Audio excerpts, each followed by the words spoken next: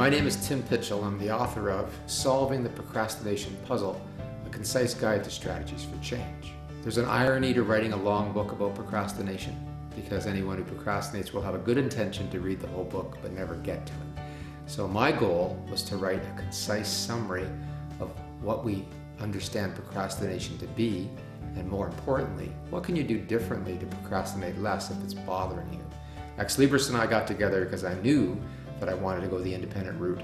And I got a consistent voice with Xlibris, and that made a difference to me. Someone who listened to me, someone who made the things I want to happen. When my manuscript was done, we turned that into a book in a weekend. I was blown away.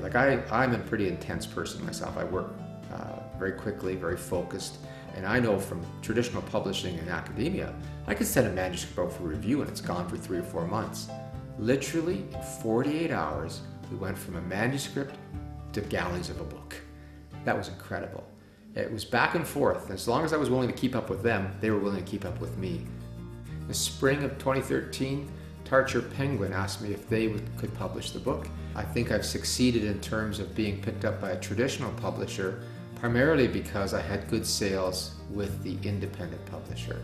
And the reason I think I had good sales with the independent publisher is that for the past 5 or 6 years, I've been writing a blog for Psychology Today, and for the past 9 years, I've been doing a podcast on iTunes.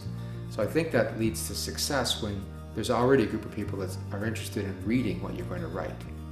Everybody wants to be a writer at some point. We all realize when we read something that we have stories to tell, we have expertise to share, but then you have to start getting it down to, so what exactly is I want to share, and what is that storyline?